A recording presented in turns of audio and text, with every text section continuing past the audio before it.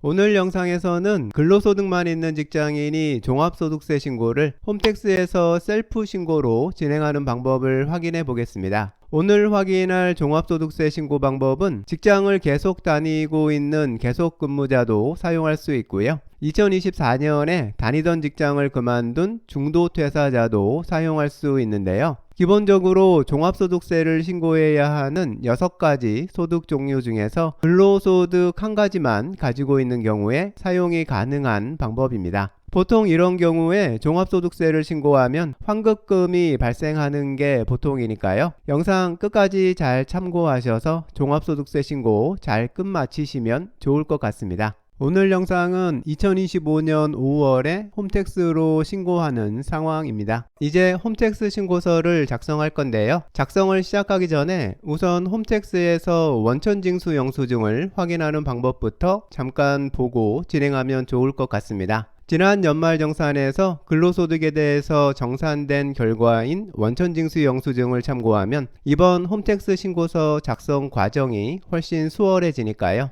홈택스에서 본인 원천징수 영수증을 확인하려면 본인 명의로 로그인해서 화면 오른쪽 상단에 있는 나의 홈택스 메뉴를 선택합니다. 나의 홈택스 팝업 창이 뜨면 소득 연말정산 메뉴를 선택한 다음에 지급 명세서 원천징수 영수증 내역 메뉴를 선택합니다. 그러면 지난 몇 년간 회사에서 국세청에 신고한 원천징수 영수증 리스트들이 나오는데요. 여기에서 필요한 연도의 지급 명세서를 선택해서 출력해 보면 됩니다. 2025년에 종합소득세 신고를 할 때는 2024년이 귀속 연도인 지급 명세서를 참고하면 됩니다.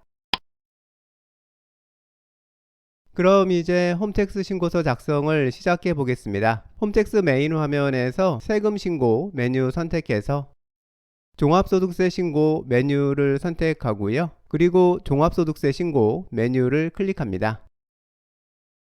그러면 이번 종합소득세 신고에 사용할 신고서를 선택하는 화면이 나오는데요. 여기에서 근로소득 신고를 선택해 주고 정기신고를 선택해 줍니다. 그러면 근로소득만 있는 직장인이 종합소득세 신고를 간단하게 끝낼 수 있는 근로소득자용 신고서 작성 화면이 시작됩니다. 여기서 이 신고서를 이용할 수 있는 상황을 좀 더 자세히 정리해 보면요. 이 근로소득용 신고서는 직장을 계속 다니고 있는 계속근무자인 경우에는 작년 근로소득에 대한 연말정산을 하지 못한 분이 사용할 수 있고요. 연말정산에서 소득공제나 세액공제를 받을 수 있는 항목들을 누락한 분이 누락된 공제를 추가로 적용받으려고 할 때 사용할 수 있습니다. 이번에는 반대로 연말정산에서 소득공제나 세액공제를 실수로 과도하게 적용한 분도 이 신고서를 이용해서 공제 항목을 제대로 적용해서 다시 신고할 수 있고요. 그리고 작년에 2곳 이상의 직장에서 급여를 받은 분도 근로소득세 정산을 위해서 사용할 수 있습니다. 중도퇴사자인 경우에는 퇴직 연말정산에서 과도하게 원천징수돼서 납부된 소득세에 대한 환급 신청을 위해서 이 신고서를 이용할 수 있습니다.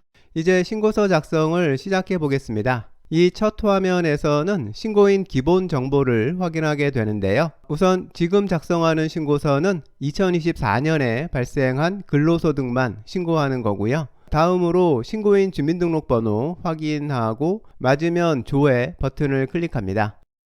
그러면 신고자 개인정보가 불려오고요. 다음은 연말정산 불러오기 버튼을 클릭합니다. 팝업 창이 뜨고 전년도 근로소득 내역이 보여지는데요. 지금 화면은 2024년에 직장 한 곳에서 근로소득이 신고된 상황인데요. 이렇게 소득 내역이 한 건만 보여지면 해당 소득건에 있는 급여 선택, 공제 선택 부분에 모두 V 체크하고요. 적용하기 버튼을 클릭해 주면 됩니다. 그런데 만일 이 팝업 창에서 지금 보시는 것처럼 직장 2곳 이상에서 신고된 소득 자료들이 보여지는 경우에는 급여 선택에는 직장 2곳 모두에 V체크 해야 하고요. 공제 선택에는 둘 중 한 곳에만 V체크를 해야 합니다. 여기서 공제 선택에서 말하는 공제는 인적공제 적용받는 것만 얘기하는 거라서요. 꼭 한 곳에다만 V체크를 해야 합니다. 다음으로는 세대주 여부를 확인해 주는데요. 본인 상황에 맞는 것 선택해 주고요. 이제 다음 화면으로 이동합니다.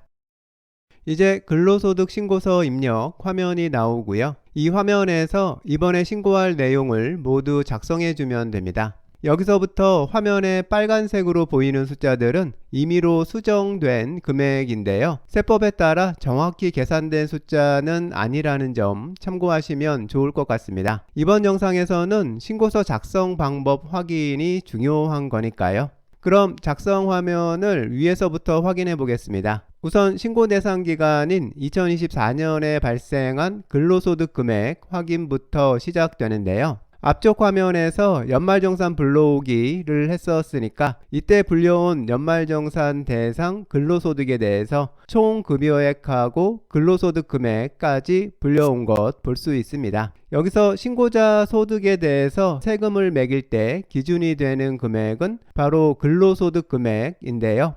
이 근로소득 금액은 1년간 회사에서 받은 급여, 수당 등등 수익 금액을 전부 합한 연봉에서 식대나 차량 유지비 같은 비과세 급여를 빼주고 여기서 다시 근로소득 공제 금액을 빼주면 나오는 금액입니다. 연말정산을 하거나 종합소득세를 계산할 때는 이 근로소득 금액이 신고인에게 세금을 부과하는 기준 금액이 됩니다.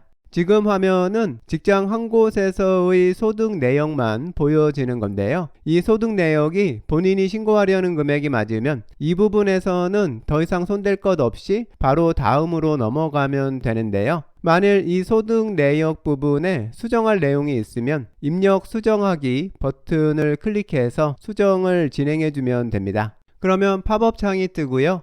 이 팝업창 아랫부분을 보면 현재 신고서 화면에 불려와 있는 소득건이 등록되어 있는 것 볼 수 있습니다. 이제 여기에서 할 수 있는 수정건들 살펴보면요. 우선 다른 직장에서의 근로소득을 한 건 더 추가해야 하는 상황을 진행해 보겠습니다. 다른 직장의 내용을 추가할 때는 그 직장에서 받은 원천징수 영수증을 참고해서 입력하면 간편하고 정확하게 입력할 수 있는데요. 앞에서 확인했던 원천징수 영수증 출력 방법으로 서류 준비해 두면 되고요. 이제 다른 직장 내용 입력을 시작해 보겠습니다. 먼저 해당 사업장의 사업자 등록번호 입력해 주고 그리고 옆에 있는 확인 버튼 클릭해서 사업장 상호를 불러옵니다. 그리고 다음으로 이 회사에서의 소득을 항목별로 모두 입력해 주고요. 입력을 끝냈으면 등록 버튼을 클릭합니다. 그러면 기존에 있던 회사 내용 아래쪽에 방금 새로 입력한 내용이 추가되는 것 볼 수 있고요. 다음으로 적용하기 클릭하면 신고서 작성 메인 화면에 방금 추가한 회사의 소득 내역도 추가돼서 보여지게 됩니다. 새로운 회사가 추가됐기 때문에 결과적으로 총 급여액하고 근로소득 금액도 더 증가돼서 등록된 것 볼 수 있습니다. 이번에는 방금 새로 등록한 회사 건을 삭제해 볼 건데요. 입력 수정하기 다시 클릭하고요. 팝업 창에서 삭제할 회사명 앞에다가 V체크 해주고요. 선택 내용 삭제 버튼을 클릭하면 선택했던 회사 내용이 삭제되고요. 이 상태에서 적용하기 클릭하면 신고서 작성 메인 화면에서도 방금 삭제한 회사 내용이 삭제되게 됩니다. 이번에는 지금 신고서 작성 메인 화면에 등록되어 있는 이 성실 주식회사 내용에서 잘못된 금액이 있어서 수정해야 할 경우인데요. 역시 입력 수정하기 버튼 클릭해서 팝업창 띄우고요. 팝업창 아래쪽에 있는 성실 주식회사 앞쪽에 V체크하고 선택 내용 수정 버튼을 클릭합니다. 그러면 위쪽에 있는 신규 내용 입력하는 입력창 부분에 성실 주식회사 내용이 불려와서 보여지게 되고요. 불려온 숫자들 중에서 수정해야 하는 숫자들을 직접 수정해 주면 됩니다. 그리고 등록 버튼 클릭하면 방금 수정한 내용이 아랫부분에 등록돼서 수정된 내용이 신고서 작성에 적용돼서 사용할 수 있게 됩니다. 이제 근무처별 소득명세 확인은 모두 끝냈고요. 다음으로 인적공제부터 시작해서 소득공제, 세액공제 적용하는 방법을 확인해 보고요. 신고서 제출까지 끝내 볼 거고요. 그리고 마지막으로 신고서 작성에 사용한 증빙 서류를 홈택스 신고서에 첨부하는 것까지 확인해 볼 건데요. 이 부분은 2파트 영상에서 계속 진행하도록 하겠습니다.